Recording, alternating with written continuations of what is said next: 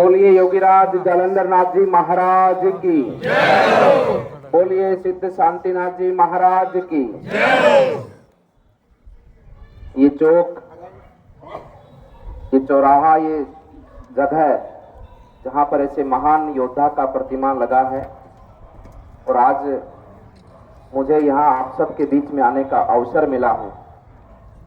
ऐसे वीर विरमदेव जी को मैं सत सत नमन करता हूँ, उनको प्रणाम करता हूँ, और उन्हीं की कृपा से ऐसे सिद्ध पुरुष योगेश्वरों की ये धरती है जिन्होंने यहाँ तप साधना कर जनता जनार्दन का कल्याण किया है, और इस मानव जीव को मानवता के पथ पर आगे बढ़ाने के भाव से उसको प्रेरित किया है।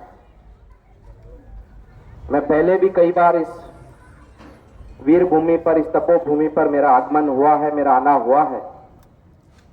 इस धरा को मुझे नमन करने का अवसर मिला है, और आज फिर मैं आप सबके बीच में अपने देश को आगे बढ़ाने के भाव से, उद्देश्य से आपके बीच में आपका समर्थन, आपका मत लेने के भाव से मैं आप सबके बीच में पहुंचा हूं। यहाँ कार्यक्रम में उपस्थित हमारे बीच में हमारे विधानसभा के मुख्य सचेतक श्री जोगेश्वर जी विराजमान हैं, हमारे मंडल अध्यक्ष श्री सुरेश जी विराजमान हैं, हमारे उप सभापति जालोर से श्री अंबालाल जी विराजमान हैं, और यहाँ पर उपस्थित आप सभी हमारे जालोर के हमारे बुजुर्ग युवा साथी, हमारी माताएं बहनें, मैं आप सबकी सादर उपस्थिति को प्रणाम करता हूं, आपको नमन करता हूं।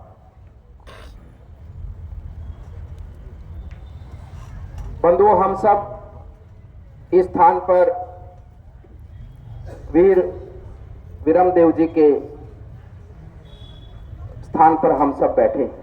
उनके इतिहास को आप सब लोग भली भांति जानते हैं, जिन्होंने हमारे देश के ऊपर जो हीन भावना से जो लोग हमारे देश पर आक्रमण करते थे, हमारे देश की संस्कृति को, हमारी सभ्यता को खंडित करते थे, हमारे देश के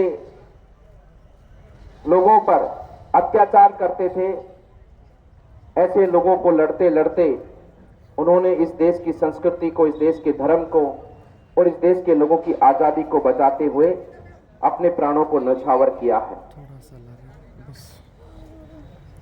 वो समय और उस समय की गाथाएं आज भी जीवंत है और हम सबको प्रेरित करती हैं अपनी राष्ट्रभक्ति के लिए,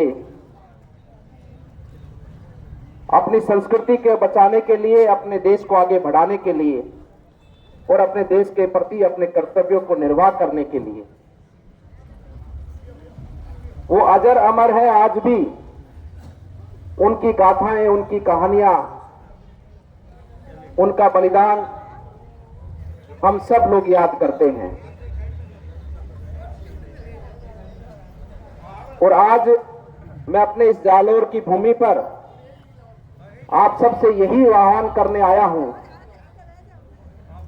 कि हम उस समय को भूले नहीं, आज जब देश गुलामी की जंजीरों पर जकड़ा हुआ था।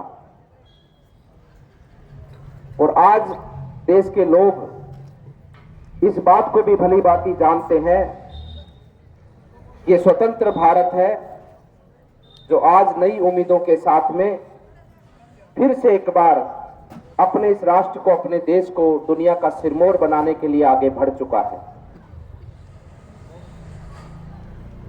बंधुओं, चुनाव 2014 का भी आपने लड़ा, 2019 का भी आपने लड़ा, और आने वाले समय पर 26 तारीख को आप 2024 का चुनाव भी लड़ेंगे और जीतेंगे। आपने 2014 से लेकर 2024 तक की यात्रा की है। इस यात्रा के अंदर आपने बहुत बड़े परिवर्तन देश में देखे हैं। इस यात्रा के अंदर आप सबको अपने आप पर, अपने इस देश के ऊपर गर्व की अनुभूति भी हुई है। इस यात्रा के अंदर गरीबों का कल्याण भी हुआ है। इस यात्रा के अंदर देश का सम्मान भी बढ़ा है। और इस यात्रा के अंदर जो विशेष रूप से हमारे भारतवासियों की बहुत हार्दिक इच्छा थी, नींद नहीं आती थी, सोचते थे, मन में बड़ी पीड़ा रहती थी, मन में बड़ा मन करता था कि कैसे न कैसे हमारी इच्छा भगवान की कृपा से पूरी हो। और इस यात्रा के अंदर हम सब की आस्था, हम सब का धर्म, हम सब की पहचान, हमारे इस देश के संस्कार, हमारे इस देश की आत्मा भगवान श्री राम का मंदिर बनकर तैयार हुआ है। वो सब आपकी ताकत से बनकर तैयार हुआ है। ये आपकी वोट की ताकत है। इन 10 सालों की यात्रा में आपने जो वोट किया, उस वोट का परिणाम, उसका प्रमाण है ये सब कि आज देश को अखंड और एकजुट रखने के लिए धारा 370 भी टूटती है। और आज उस वोट की ताकत से जल जीवन मिशन के माध्यम से घर घर पानी भी पहुंचता है। ये बात अलग है कि राजस्थान में जल जीवन मिशन पर पिछले 5 सालों में काम नहीं हुआ, लेकिन देश के ज्यादातर हिस्सों में गरीबों के घर तक पानी पहुंचा है। आने वाले समय पर हमारे इस जालोर और पूरे राजस्थान के हर घर तक पानी पहुंचेगा। आपके वोट की ताकत से राम मंदिर बना, आपके वोट की ताकत से किसानों को सम्मान निधि मिली, आपकी वोट की ताकत से गरीबों के शौचालय बने, आपकी वोट की ताकत से गरीबों को प्रधानमंत्री आवास मिले, राशन मिला। आपकी वोट की ताकत से आज हमारे देश के ऊपर कोई टेढ़ी नजर करके भी देखता है तो हमारी सेना के जवान उसके देश में जाकर, उसकी मिट्टी पर जाकर, उसके सीने पर वार कर कर अपने देश के प्रति हीन भावना रखने वाले लोगों से बदला लेने का काम करता है। इसलिए बंधुओं, ये चुनाव बहुत महत्वपूर्ण है। पिछले 10 वर्ष भी आपने देश को आगे बढ़ाने के लिए अपना योगदान दिया है। और मैं आपसे निवेदन करने आया हूं कि चुनाव के माध्यम से और इस चुनाव के अंदर और देश को आगे ले जाने के अंदर अगर सबसे बड़ी भूमिका है तो आप सबकी है, हम सबकी है। हमको तय करना है कि हम देश को किस दिशा में ले जाना चाहते हैं। हमको तय करना है कि हम अपने देश को कैसे आगे बढ़ाना चाहते हैं। आपने पिछले 10 सालों में तय किया, उसका प्रमाण आपके सामने है। और मैं मानता हूं कि वर्तमान का जो चुनाव है 2024 का, ये बहुत महत्वपूर्ण चुनाव है। इस चुनाव के माध्यम से हमारे देश को जो पिछले 10 सालों में गति मिली है, उस गति को और आगे बढ़ाकर आने वाले समय पर अपने देश को एक विकसित राष्ट्र बनाने की ओर ले जाने का ये चुनाव है। भारत माता की जय हो। हमने आजादी के बाद में वो समय देखा है, हमारे बुजुर्ग बैठे यहां पर, छोटी छोटी समस्याओं के लिए किस प्रकार से प्रशासन से जूझना पड़ता है, सरकारों से जूझना पड़ता है। मुझे अच्छे से याद है, आज भी किसी व्यक्ति को जोधपुर हॉस्पिटल में भर्ती होना हो तो उसको विधायक का फोन कराना पड़ता है, सांसद का फोन कराना पड़ता है। दुनिया चांद पर पहुंच गई है, भारत चांद पर पहुंच गया है, लेकिन कांग्रेस की नीति के कारण आज भी देश के नागरिकों को एक हॉस्पिटल में भर्ती होने के लिए भी सिफारिश की जरूरत पड़ती है। आज भी अपना विरासतन इंतकाल चढ़ाने के लिए, अपने बुजुर्गों की संपत्ति को सुरक्षित रखने के लिए एक सामान्य नागरिक को अपने विधायक का फोन कराना पड़ता है कि मेरा विरासतन इंतकाल चढ़ जाए, आप पटवारी को फोन कर दो, आप तहसीलदार को फोन कर दो। अगर फोन नहीं होता है तो 10-15 हजार लिए बिना वो इंतकाल नहीं चढ़ाता है। चढ़ाता है कि नहीं चढ़ाता? ये परिस्थिति बदलेगा कौन? पिछले 10 सालों में हमने, आदरणीय प्रधानमंत्री जी ने देश में बहुत ट्रांसपेरेंसी, बहुत पारदर्शिता लेकर आए, बहुत काम किया, लेकिन काम करने की बहुत बड़ी आवश्यकता आने वाले समय पर भी है।